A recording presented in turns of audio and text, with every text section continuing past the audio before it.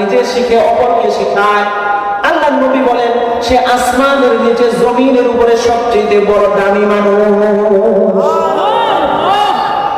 সে যদি যে কোরআন তিলাওয়াত করলো সে যদি মুচিও হয়ে যায় তাহলে রাষ্ট্রপ্রধানের চাইতে আরো বেশি দামি, এমপির চাইতে দামি, মন্ত্রীর চাইতে দামি, মেম্বারের চাইতে দামি, কাউন্সিলর চাইতে দামি, সভাপতির চাইতে দামি। আপনি দুনিয়ার যত পদমর্যাদা থাক না কেন সব চাইতে ওই মুচিটা আরো সবচাইতে বেশি দামি। সুবহানাল্লাহ। আনাস ইবনে মালিক রাদিয়াল্লাহু তাআলা আনহু قال قال رسول الله صلى الله عليه وسلم إن لله أهلين من الناس قالوا يا رسول الله من هم। আল্লাহ নবী সাল্লাল্লাহু আলাইহি ওয়াসাল্লাম বলেন দুনিয়ার জমিনে কিছু মানুষ আছে যারা মানুষের অন্তর্ভুক্ত হওয়ার পরেও তারা আল্লাহর পরিবারের অন্তর্ভুক্ত। সাহাবায়ে কেরাম বললেন মান হুম ইয়া রাসূলুল্লাহ। সাহাবায়ে কেরাম জিজ্ঞেস করতেছে ইয়া রাসূলুল্লাহ তারা কারা? দুনিয়াতে মানুষের পরিবার থেকে তারা আসছে, মানুষের ঘরে জন্ম নিছে, মানুষের সাথে চলে, অথচ আল্লাহ। ইন্নাল হামদুলিল্লাহ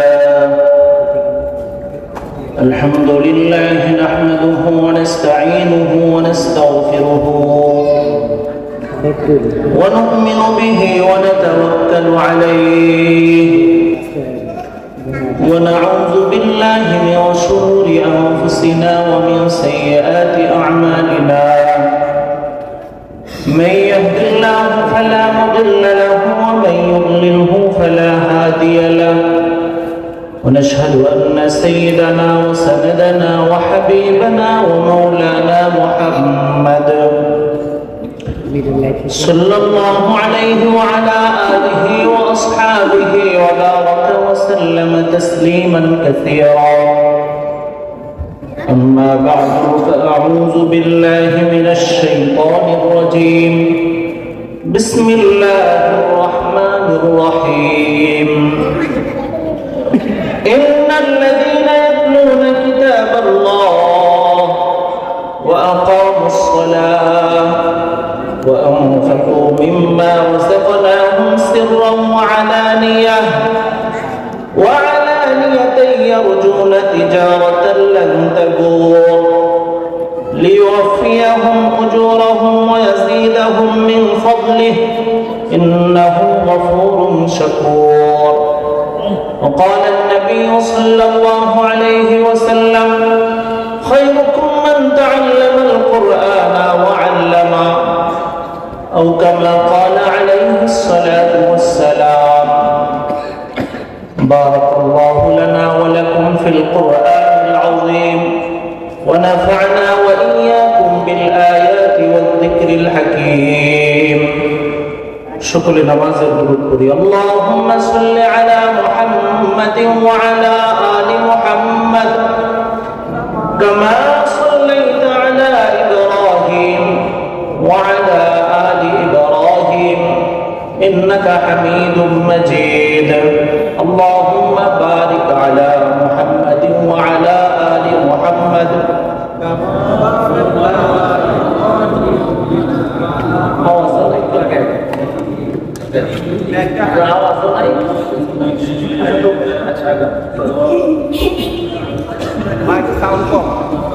लोग इरफान मोहब्बत दिल में बरदून आलम से हमें कर दे खबर जलन तूने दी है मेरे दिल में आब जलन की दवा अब पिला दे खुदाया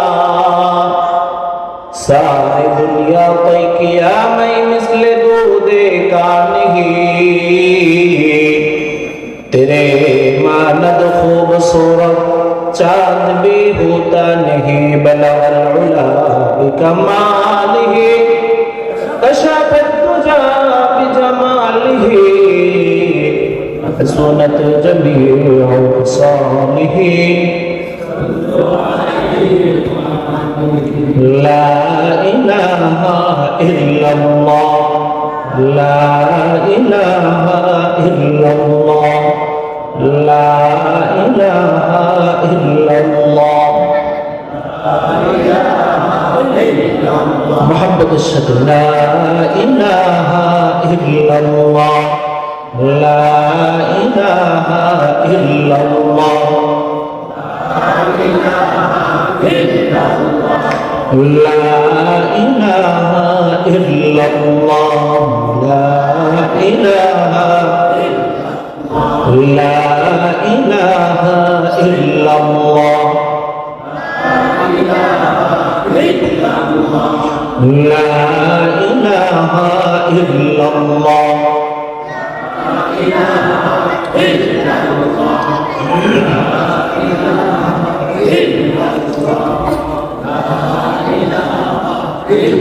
لا إله إلا الله محمد رسول الله صلى الله عليه وسلم الحمد لله মাওলানা আমানুল্লাহ রহমতুল্লাহি আলাইহি জাবালে নূর মডেল মহিলা মাদ্রাসার উদ্যোগে ওয়াজ ও দোয়ার মাহফিল।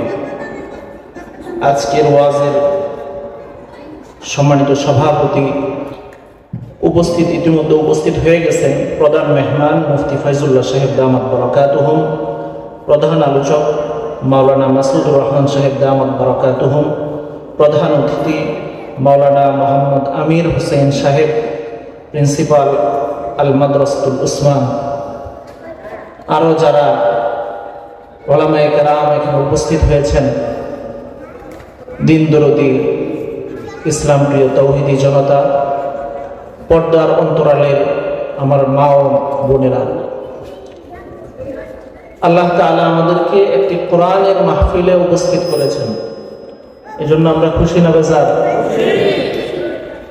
আওয়াজ করে বলবেন, আপনারা যে এখানে আসতে পারছেন, আনছেন কে? আরো জোরে বলেন, আল্লাহ আনছেন। বান্দাকে যখন আল্লাহ তাআলা পছন্দ করেন, ভালোবাসেন, মহব্বত করেন, কোন বান্দাকে যখন আল্লাহ তাআলা ভালোবাসেন, তাকে নেক আমল করার সুযোগ করে দেন। আমরা এখানে আসছি, এটা নেক আমল, ভালো আমল। বান্দার কোন একটা আমল যখন আল্লাহ তাআলা কবুল করেন, তাকে পরবর্তী আরেকটা নেক আমল করার সুযোগ করে দেন। আমরা নামাজ পড়ছি, এখন আবার মাহফিলে আসছি, তাহলে আমরা আশা করতে পারি আল্লাহ তাআলা আমাদের নামাজটুকু কবুল করেছেন। জোরে বলেন, আরে সবাই বলেন, সবাই মুখ খুলে বলেন।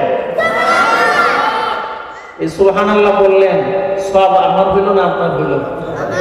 যার যার নিজের নিজের হয়েছে, ঠিক কিনা? সম্মানিত হাজিরিন, আমি আজকে আপনাদের সামনে কয়েকটা কথা বলবো। আমি অনেক বড় কোনো বক্তা না, আমার সুর নাই। আমি আপনাদের সামনে কোরআন থেকে, হাদিস থেকে কয়েকটা আয়াত আর কয়েকটা হাদিস শোনায় আমি চলে যাব। আমার আজকের আলোচনার বিষয় কোরআন তিলাওয়াতের ফজিলত। সামনে রমজান আসতেছে না? বলেন আসতেছে কিনা? এই রমজান মুবারককে আল্লাহ তাআলা দামি বানাইছেন। রমজানকে কেন দামি বানাইছেন? আল্লাহ তাআলা কোরআনুল কারীমের মধ্যে বলতেছেন, 2 নম্বর পারা, আল্লাহ তাআলা বলেন, শাহরু রমাদানাল্লাযী উনজিলা ফীহিল কুরআন হুদাল লিন-নাস ওয়া বাইয়িনাতিন মিনাল হুদা ওয়াল ফুরকান। রমজানুল মুবারক এটা অনেক দামি এক মাস।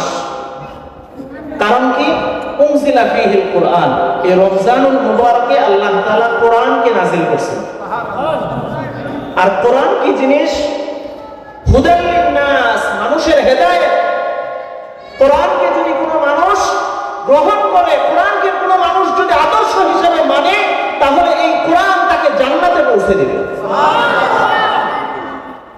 আর কোরআনকে যদি কোনো মানুষ আদর্শ হিসাবে না মানে, কোরআনকে যদি কোনো মানুষ তার জীবন ব্যবস্থা হিসাবে না মানে, তাহলে ওই মানুষটাকে শয়তান জাহান্নামের দিকে নিয়ে যাবে। বলেন নাউজুবিল্লাহ।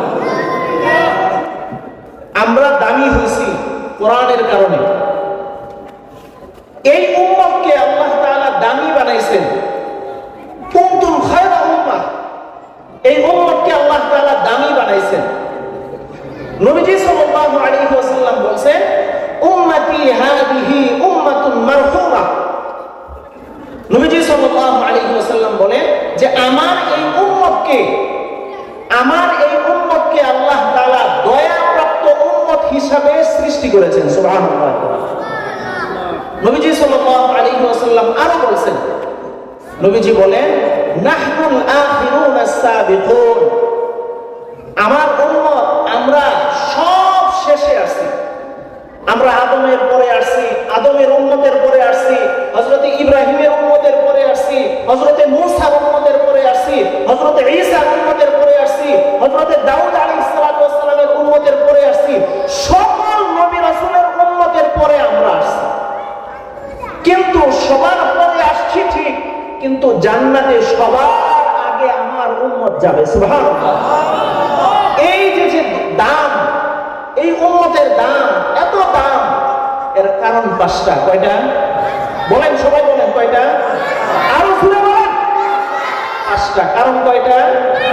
সবাই হাত তুলেন, সবাই হাত তুলেন, বলেন। এবার হাতটা নাড়া দেন। উম্মতের দাম হওয়ার কারণ কয়টা? আরো জোরে বলেন।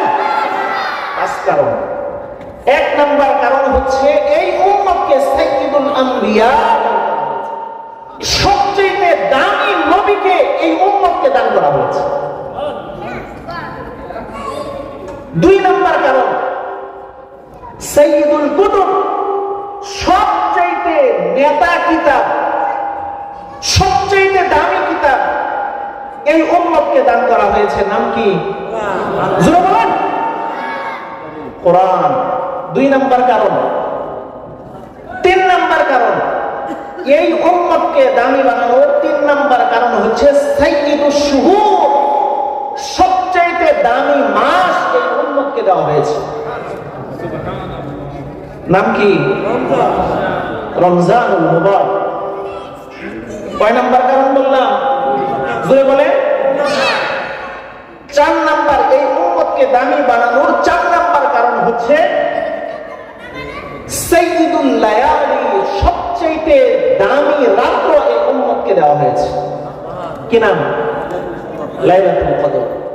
তাহলে এই উম্মতকে দামি বানানোর কয় কারণ?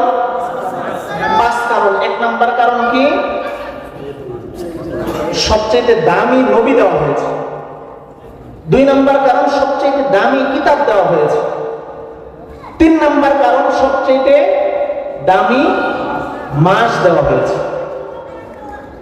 চার নাম্বার কারণ, সবচেয়ে দামি রাত্র দেওয়া হয়েছে। পাঁচ নাম্বার কারণ হচ্ছে সাইয়্যিদুল আইয়াম, সবচেয়ে দামি দিন দেওয়া হয়েছে। সেটা কি? শুক্রবার। বলেন কি বার? অনুমান কেউ দিতেছে? তাহলে এই উম্মতকে দামি বানানোর কয় কারণ? পাঁচ কারণ। সুবহানাল্লাহি ওয়া বিহামদিহি। আপনি খেয়াল করে দেখবেন, এই সবগুলো শেষেরটা ছাড়া এই চারটা, প্রথম চারটা রমজানের সাথে সম্পৃক্ত। নবীকে রমজান দেওয়া হয়েছে, নবীকে কিতাব দেওয়া হয়েছে, নবীকে শবে কদর দেওয়া হয়েছে, নবীকে সবচেয়ে দামি মাস দেওয়া হয়েছে। এই সবগুলো কোরআনের সাথে সম্পৃক্ত। সুবহানাল্লাহ বলেন। জোরে বলেন সুবহানাল্লাহ। আপনারা আজকে খায়া দেয় আইন নাই, ওই যে মনে হয় জোহরের সময় দাওয়াত আছে, খাইছেন, এখন দাওয়াতের পরে রাত্রে খাওয়া এটা কষ্টকর। ডায়াবেটিস যাদের আছে তাদের তো কথাই নাই, এটা খাওয়াই যাবে না, না খাইয়া আইছে, এর লেগে আওয়াজ নাই। আল্লাহু আকবার বলেন, জোরে বলেন, আরো জোরে বলেন। এই প্যান্ডেল ভেঙে দেন। আল্লাহু আকবার। একেবারে গলা ছেড়ে একবার বলেন আল্লাহু আকবার। রাহাত রাহাত রাহাত রাহাত তাকে পাঠ্যপুস্তক সংস্কার বোর্ডের একজন সদস্য বানানো হয়েছে। সে আমার নবীকে নিয়ে, আমার আল্লাহকে নিয়ে কটূক্তি করেছে। নাউজুবিল্লাহ বলেন। স্বাধীন বাংলাদেশে 5 তারিখের পরে নাস্তিক বেঈমানদের দূষর সরকার পতন হওয়ার পরে আমার সোনার বাংলাদেশে আমার রাসূলকে নিয়ে কটূক্তি করা হবে আর আমার আল্লাহকে নিয়ে কটূক্তি করা হবে, এটা কি মেনে নেওয়া যায়? এখনো পর্যন্ত তাকে গ্রেফতার করা হয় নাই। আমরা ডক্টর ইউনূস সরকারের কাছে, তার প্রশাসনের কাছে দাবি জানাই, যদি রাহাত রাহা নামক এই আল্লাহ বিরোধী কুলাঙ্গারকে গ্রেফতার করা না হয়, আর মুসলমান সম্প্রদায় যদি আপনাদের দায়িত্বের অবহেলার কারণে দায়িত্ব হাতে নিয়ে এই কুলাঙ্গারকে হত্যা করে, তাহলে মুসলমানদেরকে দায়িত্ব দেওয়ার সুযোগ। চিল্লায় বলেন ঠিক কিনা? আরো জোরে বলেন ঠিক কিনা? আমরা তীব্রভাবে প্রতিবাদ জানাই এবং দাবি জানাই, এই কুলাঙ্গারকে গ্রেফতার করতে হবে। আগামী 24 ঘন্টার মধ্যে তাকে গ্রেফতার করতে হবে। কথা বলে?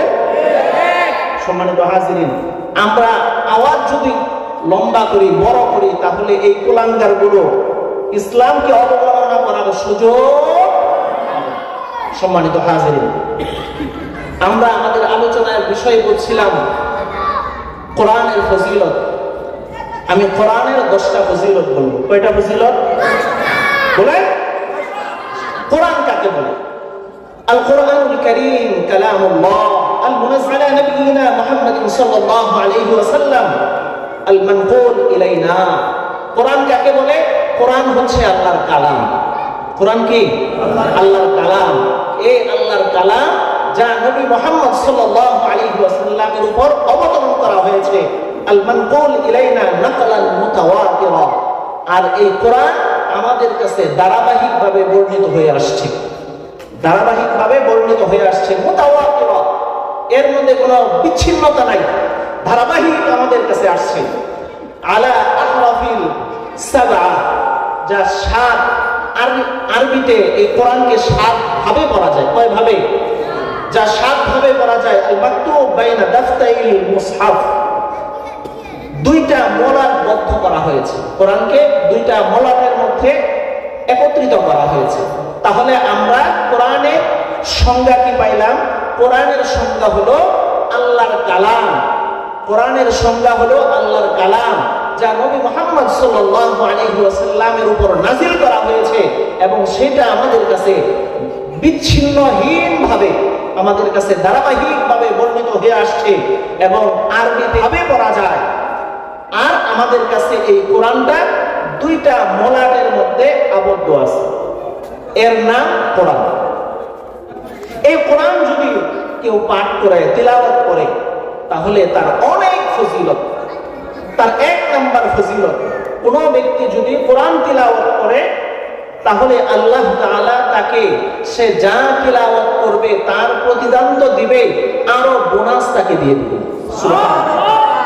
আল্লাহ তাআলা বলেন, ইন্নাল্লাযীনা ইয়াতলুনা কিতাবাল্লাহ ওয়া আকামুস সালাহ ওয়া আনফাকু মিম্মা রাযাকনাহুম সিররান ওয়া আলানিয়াতান ইয়ারজুনা তিজারাতান লান তাবুর। আল্লাহ তাআলা বলেন, ইন্নাল্লাযীনা ইয়াতলুনা কিতাবাল্লাহ, ওই সমস্ত লোক যারা কোরআন তিলাওয়াত করে। ইন্নাল্লাযীনা ইয়াতলুনা কিতাবাল্লাহ, যারা আল্লাহর কোরআন তিলাওয়াত করে, আল্লাহর কিতাব তিলাওয়াত করে। ওয়া আকামুস সালাহ, নামাজ আদায় করে। ওয়া আনফাকু মিম্মা রাযাকনাহুম, এবং আল্লাহ তাআলা আমাদেরকে যা রিজিক দিয়েছেন ওখান থেকে দান করে। সিররান ওয়া আলানিয়া, প্রকাশ্য এবং গোপনে, গোপনেও দান করে, প্রকাশ্যেও দান করে। যখন প্রকাশ্যে দরকার, আমি যদি প্রকাশ্যে দান করি, তাহলে আমার দেখা দেখে আরো 10 জন দিবে, তখন প্রকাশ্যে দেওয়া। আর যখন আমি বুঝবো আমি যদি প্রকাশ্যে দান করি তাহলে আমার অহংকার তৈরি হবে, তাহলে গোপনে দেওয়া। আল্লাহ তাআলা বলেন যে প্রকাশ্য এবং অপ্রকাশ্য দান করবে। আল্লাহ তাআলা বলেন, ইয়ারজুনা তিজারা লান তাবু, এবং সে আশা করে এমন একটা ব্যবসার যার কোনো লস নাই। সুবহানাল্লাহ বলে, এমন ব্যবসা যে ব্যবসার নিশ্চিত কোনো লস নাই।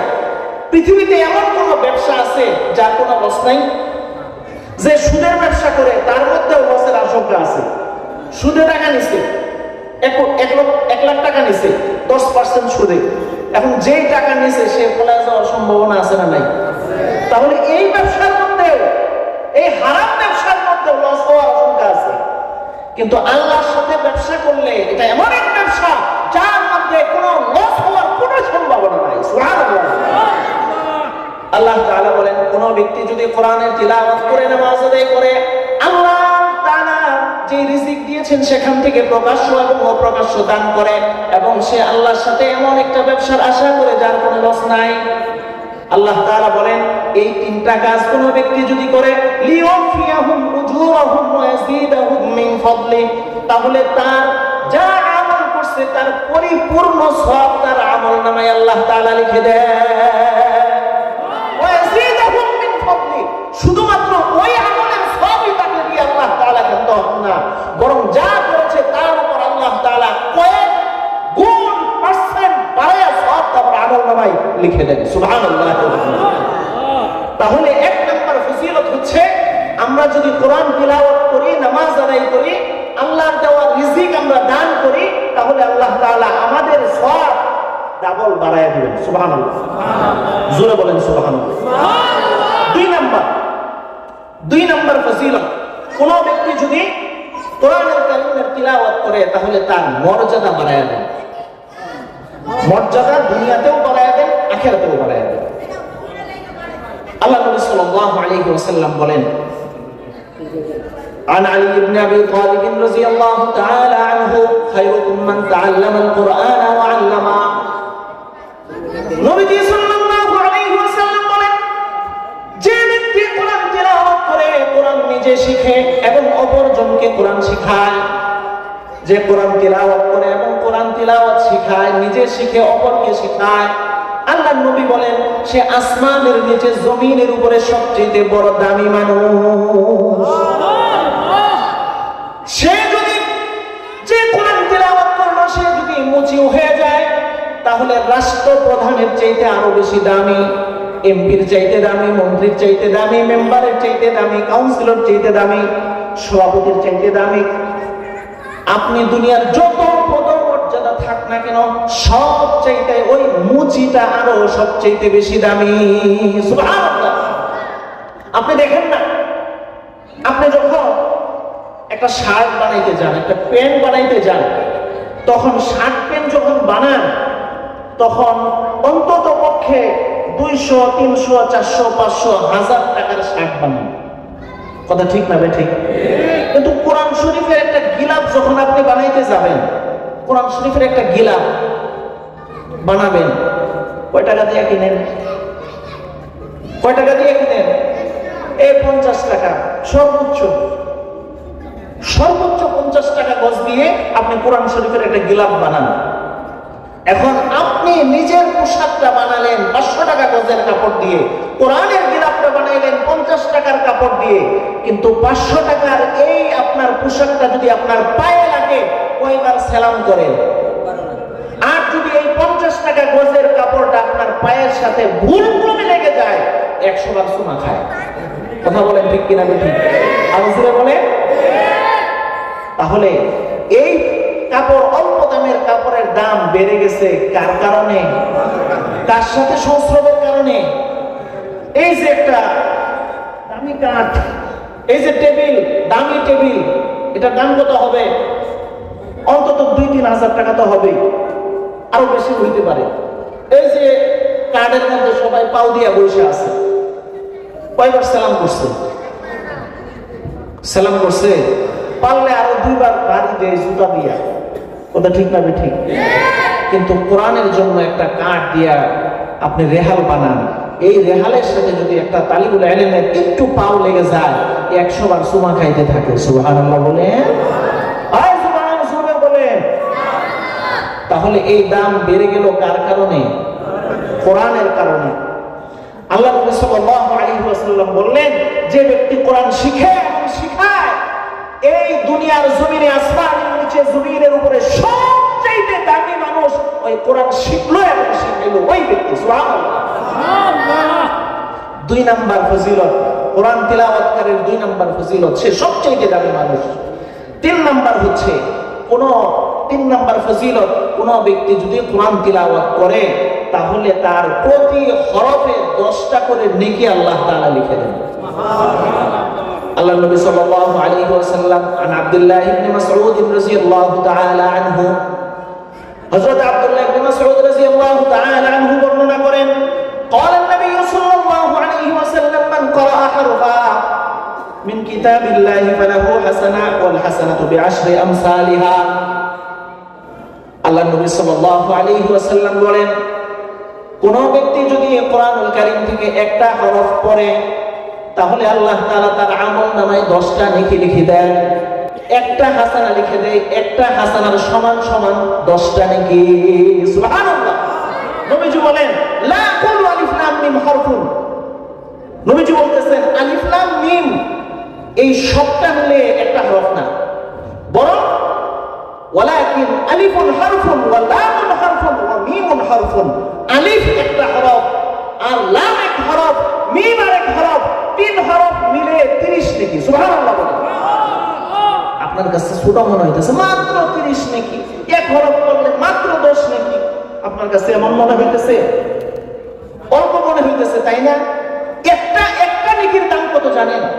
হাসরের ময়দানে এমন অবস্থা তৈরি হবে, সন্তান তার আমলনামা আল্লাহ মিজানের পাল্লায় ওজন করবেন।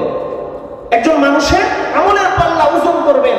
এই ওজন করার পরে একটা পাল্লা হবে গুনার পাল্লা, আরেকটা পাল্লা হবে নেকির পাল্লা। নেকির পাল্লাটা একটু হালকা হয়ে যাবে, গুনার পাল্লাটা একটু ভারী হয়ে যাবে। একটা যদি নেকি দেওয়া হয়, ওই নেকের পাল্লায় যদি একটা নেকি হয় তাহলেই নেকের পাল্লাটা ভারী হয়ে যাবে।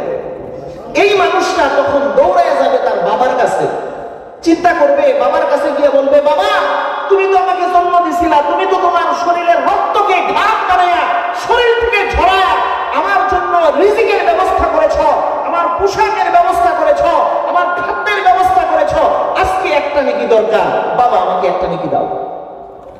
বাবা বলবে, কোথেকে এসেছিস? আমি তো তোকে চিনি না, বাপটা আজকে আন্দাজি বাপটা কস, যা, একটা নেকি দিবে না। দৌড়ায়া মায়ের কাছে যাবে, মায়ের কাছে যাবে, মাকে বলবে, মা তুমি তো আমাকে জন্ম দিছ, যখন জন্ম আমাকে দিছ তখন কলস কলস রক্ত তোমার শরীর থেকে ঝরে গেছে। রাতে কনকনা শীতের মধ্যে আমি তোমার শরীরে পেশাব করে দিছি, পায়খানা করে দিছি, একটাবার আমাকে ধাক্কা দিয়ে ফেলে দাও নাই। আমার পেশাব পায়খানা পরিষ্কার করে তোমার বুকের সাথে তোমার বুকের গরম দিয়ে আমাকে আগলে রাখছো। ও মা, সারা জীবন তুমি যখন কোন একটা জিনিস খাইতে চাইছো আমি দৌড়ে তোমার কাছে গেছি, তোমার মুখের মধ্যে ঢুকায় দিছো, এরপরেও তুমি না খায়া আমাকে খাওয়াইছো। মা আজকে একটা নেকি দরকার, একটা নেকি দাও।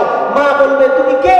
আমার তো দুনিয়ার জমিনে বিয়েই হয় নাই, বিয়ে হলে না সন্তান হবে, আমার তো বিয়েই হয় নাই, আমাকে মা ডাকবে না আর আমার কাছে আসবে না একটা নেকির জন্য, আমি কোনো নেকি দিতে পারবো না। সেই দিন একটা নেকির দাম এত বেড়ে যাবে, একটা নেকির দাম এত বেশি হয়ে যাবে। আর আল্লাহ নবী বললেন, কোরআনুল কারীমের একটা অক্ষর পড়লে 10টা নেকি। সুবহানাল্লাহ। আর রাসূল বলেন সুবহানাল্লাহ। সম্মানিত হাজিরিন, তাহলে আমাদের 3 নাম্বার ফজিলত হলো, কোরআন তিলাওয়াতের ফজিলত হলো, আমরা যদি কোরআনের তিলাওয়াত করি তাহলে এক হরফে কয় নেকি? এক হরফে কয় নেকি? হাত দেখায় বলেন, কয় নেকি? 10 নেকি। বলেন কয় নেকি? 10। 4 নাম্বার ফজিলত, কোন ব্যক্তি যদি কোরআনুল কারীমের তিলাওয়াত করে তাহলে ওই কোরআনুল কারীমের তিলাওয়াতকারী এবং যে তিলাওয়াত করে না এই ব্যক্তির উপমা দিয়েছেন নবীজি সাল্লাল্লাহু আলাইহি ওয়াসাল্লাম। দুইজনের ওজন করছেন, উপমা দিয়েছেন, বলছেন যে ব্যক্তি কোরআনের তিলাওয়াত করে সে হলো কমলা লেবুর মতো। সুবহানাল্লাহ বলেন। عن ابي موسى الاشعري رضي الله تعالى عنه قال قال رسول الله صلى الله عليه وسلم مثل المؤمنين الذي يقرأ القرآن كمثل الأرتجة। নবীজি সাল্লাল্লাহু আলাইহি ওয়াসাল্লাম বলেন, কোন ব্যক্তি কোন মুমিন যখন কোরআন তিলাওয়াত করে তার উপমা হলো কমলা লেবুর মতো। নবীজি বলেন, রিহুহা তাইয়িবুন ওয়া তা'মুহা তাইয়িবুন। কোন ব্যক্তি যখন কোরআন তিলাওয়াত করে তার স্বাদ এটা অনেক মজাদার এবং তার ঘ্রাণটাও অনেক মজাদার। নবীজি সাল্লাল্লাহু আলাইহি ওয়াসাল্লাম বলেন, ওয়া মাসালুল মুমিনিল্লাযী লা ইয়াকরাউল কুরআনা কামাসালিত তামারা। আর যে ব্যক্তি কোরআন তিলাওয়াত করে না, কোন একজন মুমিন কোরআন তিলাওয়াত করে না, তার উপমা হলো খেজুরের মতো। খেজুরের কোনো ঘ্রাণ আছে? বলেন কোন ঘ্রাণ আছে? কোনো ঘ্রাণ নাই, খেজুরের কোনো ঘ্রাণ নাই। কিন্তু কমলা লেবু কমলার দোকানে গেলেই মনে হয় যেন একটু খাই। কথা বলেন, কমলার দোকানে গেলেই মনে হয় যেন একটু খাই, কিন্তু টেহা ছাড়া তো দেয় না, টাকা ছাড়া দেয় না। তাহলে এই দুই ব্যক্তির উপমা নবীজি সাল্লাল্লাহু আলাইহি ওয়াসাল্লাম দিচ্ছেন। যে ব্যক্তি কোরআন তিলাওয়াত করে, মুমিন কোরআন তিলাওয়াত করে, তার উপমা হলো কমলা লেবুর মতো। আর যে ব্যক্তি কোরআন তিলাওয়াত করে না, মুমিন, সে হলো খেজুরের মতো, যার কোনো গ্রান নাই, কিন্তু বাস্তবিক তার সত্তাগত তার মধ্যে মিষ্টি আছে। একজন মুমিন সে এমনি দামি, এমনি খেজুর, কিন্তু যেহেতু কোরআন তিলাওয়াত করে না, তার ভিতরের গ্রানটা ছড়ায় না। কথা ঠিক না ঠিক? আরো জোরে বলেন, গ্রানটা ছড়ায় না। কিছু মুমিন নামদারি আছে, কিছু মুমিন নামদারি আছে, এরা শুধু নামেই মুমিন, মাঝে মাঝে নির্বাচনের সময় এলে টুপিটা মাথার দেয়, আছে না নাই? কিন্তু ভিতরে ঈমান বলতে খালি চান্দাবাজি করে, সুযোগ পাইলে কি করে? চান্দাবাজি করে। এই দোকানে 1 লাখ, ওই দোকানে 10,000, ওই দোকানে 50,000, আছে না নাই? বাড়ি করলে যায় চান্দা করে 2 লাখ, 3 লাখ, 5 লাখ, আছে না নাই? জোরে বলেন নাকি? আমাদের এলাকায় নাই, আমাদের গ্রামে আছে। আপনাদের গ্রামে আছে? নাই তো? আছে, আছে। তাহলে নবীজি সাল্লাল্লাহু আলাইহি ওয়াসাল্লাম আমাদেরকে শিখাইলেন, যেই মুমিন কোরআন তিলাওয়াত করে তার উপমা হলো কমলা লেবুর মতো। কিসের মতো? আমরা কি কমলা লেবুর মতো হইতে চাই না খেজুরের মতো হতে চাই? আমরা কমলা লেবুর মতো হতে চাই। কে কে রাজি আছেন? নারায়ে তাকবীর, নারায়ে তাকবীর, হাত নামান। সম্মানিত হাজিরিন, 5 নাম্বার ফজিলত, মুমিন, যে মুমিন কোরআন তিলাওয়াত করে তার 5 নাম্বার ফজিলত হলো মৃত্যুর পরেও কোরআনের কারণে তার মর্যাদা আল্লাহ তাআলা বাড়ায় দেন। সুবহানাল্লাহ। তা মরণের পরে জান্নাতে গিয়ে তো বাড়াবেন, জান্নাতে যাওয়ার আগে কবরে যাওয়ার সময় তার দাম বেড়ে দেন। সুবহানাল্লাহ। عن جابر بن عبد الله رضي الله تعالى عنه قال كان النبي صلى الله عليه وسلم يجمع بين الرجلين من قتلى أحد في ثوب واحد ثم يقول أيهم أكثر أخذا للقرآن। নবীজি সাল্লাল্লাহু আলাইহি ওয়াসাল্লাম উহুদের যুদ্ধে গেছেন। উহুদের যুদ্ধে অনেক শহীদ হয়েছেন, সাহাবায়ে কেরাম অনেকে শহীদ হয়েছেন। শহীদ হওয়ার পরে সাহাবায়ে কেরাম এই পরিমাণ শহীদ হয়েছেন, তাদেরকে দাফন করার মতো কাপড় নাই। সবাইকে একটা একটা করে কাপড় দিবে, একটা একটা করে কাফনের কাপড় দিবে, এরকম ব্যবস্থা নাই। তখন নবীজি সাল্লাল্লাহু আলাইহি ওয়াসাল্লাম একটা সিদ্ধান্ত নিলেন, একটা ব্যবস্থা করলেন যে 2 কাপড়ের মধ্যে, 1 কাপড়ের মধ্যে 2 জনকে ঢুকাইয়া দিতেন। 1 কাপড়ের মধ্যে কয়জন?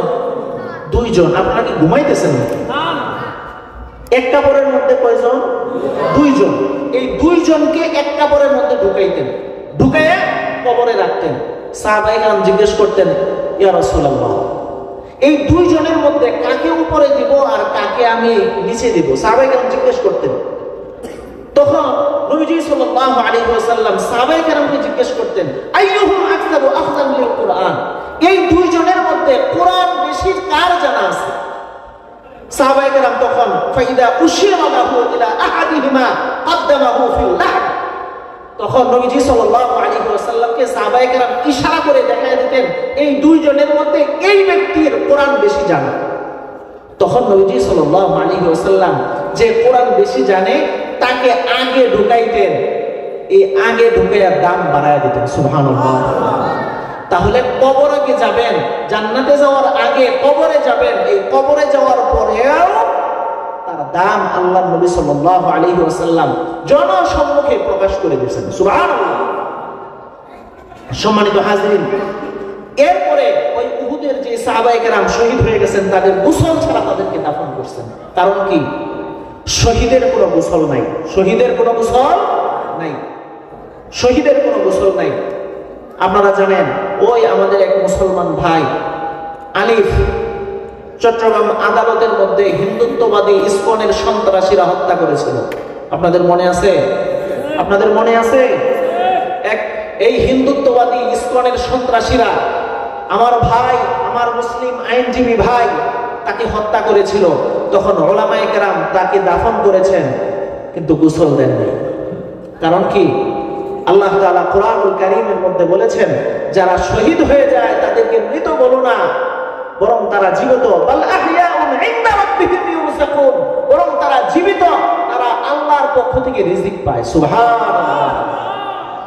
আপনি আমি জীবিত আছি, আপনি আমি যে জীবিত আছি, জীবিত থাকার জন্য শর্ত হলো তাকে খেতে হবে। খাবার ছাড়া মানুষ জীবিত থাকে না, খাবার দিয়ে মানুষ জীবিত থাকে। তাহলে আল্লাহ তাআলা বললেন যে বাল আহইয়াউন ওয়ালা তাকুলু লিমান ইউকতালু ফি সাবিলিল্লাহ, যারা আল্লাহর রাস্তায় শহীদ হয়ে গেছে তারা জীবিত, তাদেরকে মৃত বলো না। যেহেতু জীবিত, তাদের রিজিক কোথা থেকে আসবে? আল্লাহ বলতেছেন বাল আহইয়াউন ইনদা রাব্বিহিম ইউরযাকুন, তাদের রিজিক স্বয়ং আল্লাহর পক্ষ থেকে জান্নাতি রিজিকের ব্যবস্থা আল্লাহ তাআলা করে দিয়েছেন। সুবহানাল্লাহ। এজন্য শহীদ হতে রাজি আছেন? ইসলামী বিপ্লব হবে এই দেশে। এক বিপ্লবের মাধ্যমে হিন্দুত্ববাদী ভারতের আগ্রাসন বন্ধ হয়েছে, কিন্তু আমরা পরিপূর্ণ মুক্তি এখনো পাই নাই। এই দেশে ইসলাম প্রতিষ্ঠার জন্য আরেকটা বিপ্লবের দরকার। এই দেশে ইসলামী হুকুমত কায়েমের জন্য আরেকটা বিপ্লবের দরকার। এই দেশে কোরআনী শাসন ব্যবস্থা কায়েম হওয়ার জন্য আরেকটা বিপ্লবের দরকার।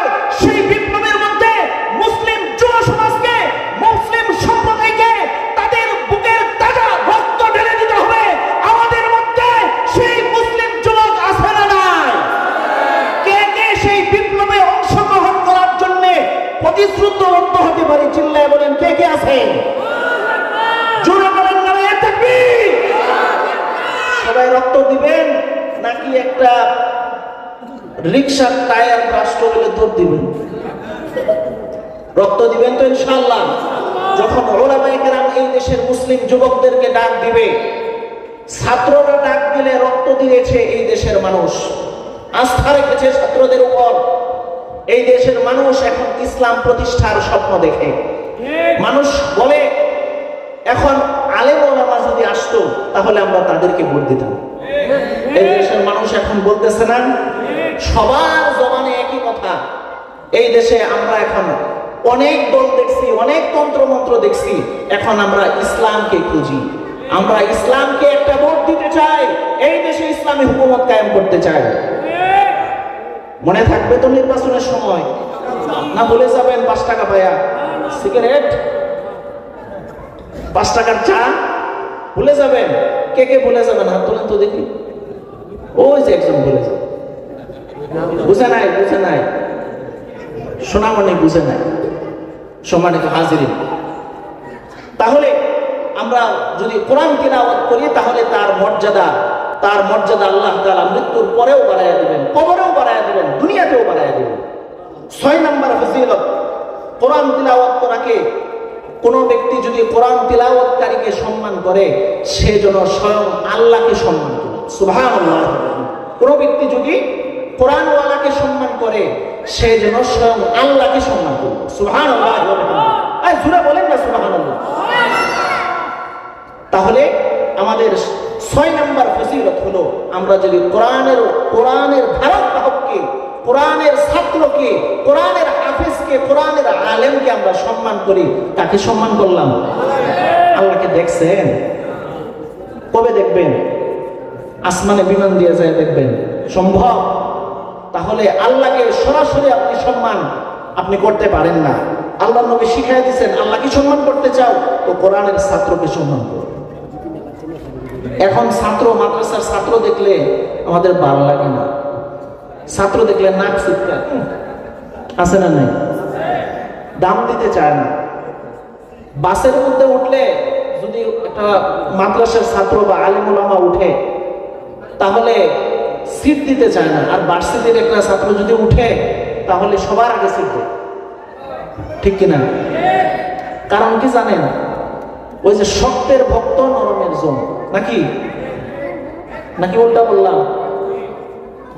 কোন ব্যক্তি যদি একটু শক্তিশালী দেখায়, একটু গরম দেখায়, ওই ভার্সিটির ছাত্ররা গরম দেখায়, আর মাদ্রাসার ছাত্ররা গরম দেখায় না। এই কারণে তাদেরকে দাম দেয় না। কথা ঠিক না? ঠিক। এরকম করা যাবে? এরকম করা যাবে? ইমামদেরকে এরকম করা যাবে? ইমামের সমালোচনা করে। ইমাম কয়জন? ইমাম একজন। মুসল্লি কয়জন? 500। মুসল্লি কয়জন? এই 500 মানুষ একজন ইমামের সমালোচনা করে। আচ্ছা, একটা সমালোচনা আপনি একজন একটা সমালোচনা করলেন, মুসল্লি কয়জন? এই 500 জন যদি একটা একটা করে সমালোচনা করে, কয়টা সমালোচনা হয়? মানুষ কয়জন? একজনের উপরে যদি এই 500 মানুষের, আপনি তো একটা করছেন, সব মিলে 500 সমালোচনা তার উপর গিয়ে যখন পড়ে, তার অবস্থাটা কি দাঁড়ায়? তার অবস্থাটা কি দাঁড়ায়? পাহাড়ের উপর যদি এই 500 মানুষের সমালোচনা ছেড়ে দেওয়া হয়, তাহলে পাহাড় ভেঙে খান খান হয়ে যাওয়ার উপর। আলেমদের সাথে থাকবেন তো? থাকবেন নাকি ইমামকে সুযোগ পাইলেই খুশা মারবেন? মাদ্রাসার হুজুরকে খুশা মারবেন? আলেমদেরকে সম্মান করবেন তো ইনশাআল্লাহ? বলেন, সম্মান করবেন তো ইনশাআল্লাহ? সম্মানিত হাজির, 7 নম্বর কোরআন তিলাওয়াতকারীর ফজিলত হলো, একটা মানুষ, একটা হাফেজ যেই পরিমাণ কোরআন তিলাওয়াত করবে, সেই পরিমাণ, সেই তক্কার তার বিল্ডিং হবে। সুবহানাল্লাহ বলেন। عن عبد الله بن عمر رضي الله تعالى عنه قال قال رسول الله صلى الله عليه وسلم, আব্দুল্লাহ ইবনে উমর রাদিয়াল্লাহু তাআলা আনহু থেকে হাদিস বর্ণিত, আল্লাহ নবী সাল্লাল্লাহু আলাইহি ওয়াসাল্লাম বলেন, يقال لصاحب القرآن اقرأ وارتقي ورتل كما ترتل في الدنيا। আল্লাহ নবী সাল্লাল্লাহু আলাইহি ওয়াসাল্লাম বলেন, কাল কিয়ামতের ময়দানে কোরআনওয়ালাকে বলা হবে, ইকরা, তুমি তিলাওয়াত করো, ওয়ারতাকি, আর উপরের দিকে উঠতে থাকো। আর তিলাওয়াত যে করবা, তোমরা তারতিলের সাথে সুন্দর করে আস্তে আস্তে তিলাওয়াত করবা। তারতিলের সাথে আস্তে আস্তে কোরআন তিলাওয়াত করবা। কি বলছে? আস্তে আস্তে। ওই দিন এক ভিডিও দেখছি, পরশুদিন বুধবারে এক ভিডিও দেখছি, কিছু মানুষ আছে শুকুর আলী মুসল্লি, আর কিছু মানুষ আছে শবে বরাতের মুসল্লি। আছে না নাই? একেবারে সারা বছরের যত নামাজ আছে সব শবে বরাতের রাত্রে পড়ে। আছে না নাই? একজন মুসল্লি নামাজ পড়তেছে, পিছনে আর একজন ভিডিও করতেছে। নামাজ 1 মিনিটে, ভিডিওটা তো দেখছি, 1 মিনিটের মধ্যে তার 4 রাকাত নামাজ শেষ। সুবহানাল্লাহ না আস্তাগফিরুল্লাহ কইবেন? তাহলে এই যে লোকটা 1 মিনিটের মধ্যে 4 রাকাত নামাজ পড়লো, সে কি পড়লো? কি সুবহান রাব্বিয়াল আযীম পড়লো, আর কি সুবহান রাব্বিয়াল আলা পড়লো, কি আলহামদুলিল্লাহি রাব্বিল আলামিন পড়লো। তাহলে এই যে সূরার তারাবি হয়, সূরার তারাবির মধ্যে শুরু করে আলহামদুলিল্লাহি রাব্বিল আলামিন, আছে না নাই? আছে।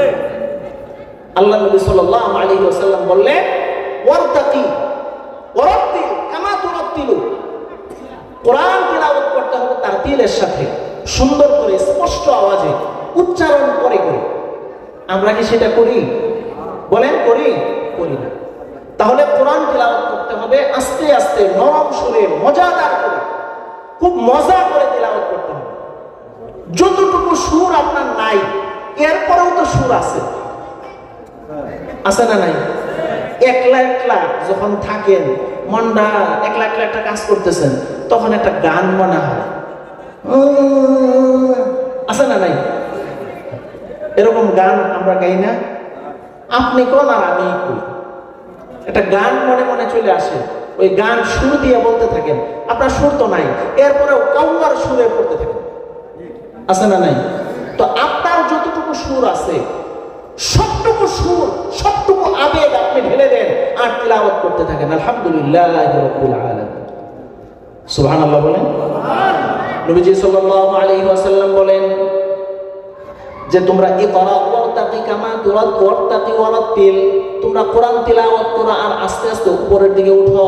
আর কোরআন তিলাওয়াত করো দুনিয়ার জমিনে যেরকম তারতিলের সাথে তোমরা কোরআন তিলাওয়াত করতা, ওই রকম জান্নাতের মধ্যেও তোমরা তারতিলের সাথে কোরআন তিলাওয়াত করতে থাকো। ফাইন্না মানজিলাতাকা ইনদা আখিরি আয়াতিন তাকরাউহা, যেই সময় যায় তুমি কোরআন তিলাওয়াত শেষ করবা, ওই অত তালা উপরে তোমার জান্নাতের স্থান হয়ে যাবে। তাহলে একটা হাফেজের মুখস্থ আছে কত আয়াত? 6666 আয়াত বলেন আর 14 আয়াত বলেন, বিভিন্ন মতামত আছে, বিভিন্ন মতামত আছে।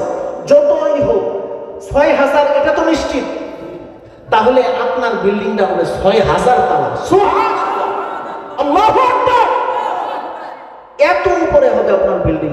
এখনকার একটা বিল্ডিং বানাইতে হলে কত কাঠখড়ি পোড়াইতে হয়, ঠিক কিনা?